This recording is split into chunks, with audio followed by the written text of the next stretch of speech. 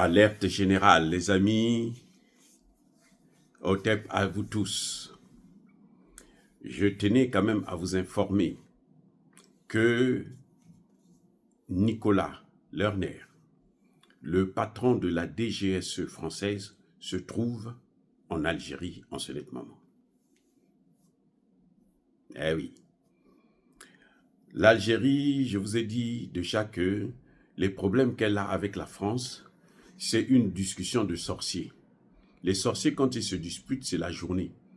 Au grand jour, tout le monde pense qu'ils sont en train de se disputer, qu'ils ont des problèmes. La nuit, quand ils rentrent dans leur domaine de prédilection, ils sont toujours unis et ils s'entendent pour faire du mal aux autres.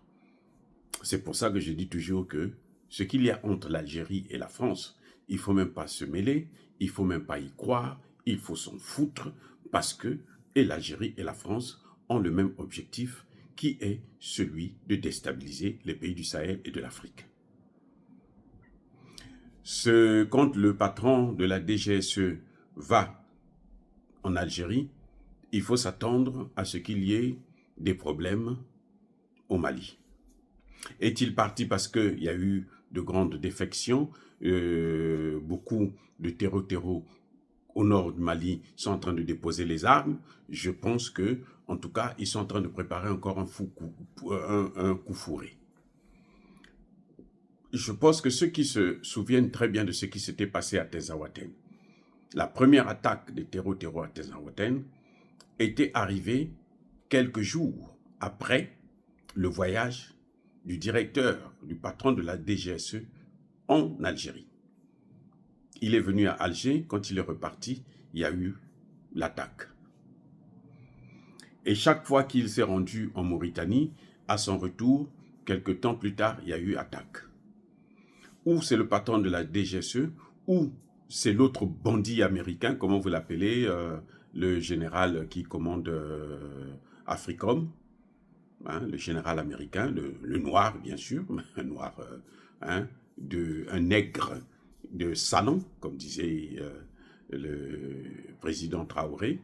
Quand ils se rendent dans un pays autour de l'AES, il faut s'attendre à ce que quelque chose bouge, qu'il y ait une attaque terreau de grande envergure. Donc, ce monsieur, il est là en Algérie, ce n'est pas pour une balade.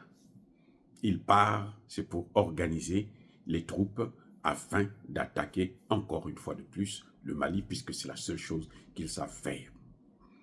L'Algérie est en train de perdre son temps. L'Algérie est en train de se faire humilier et l'Algérie le regrettera très fort. Que les Algériens sachent qu'attaquer le Mali, ils sont en train d'attaquer toute l'Afrique noire. Je répète, attaquer le Mali, ils attaquent l'Afrique noire. C'est pas parce que ils vont essayer comment on appelle ça, se rapprocher un peu du Niger que les Africains vont oublier ce qu'ils sont en train de faire au Mali. Non. Si les Algériens pensent que c'est comme ça, ils se trompent très très largement. Parce que nous sommes conscients de ce qu'ils sont en train de faire au Mali et ça n'a pas commencé aujourd'hui.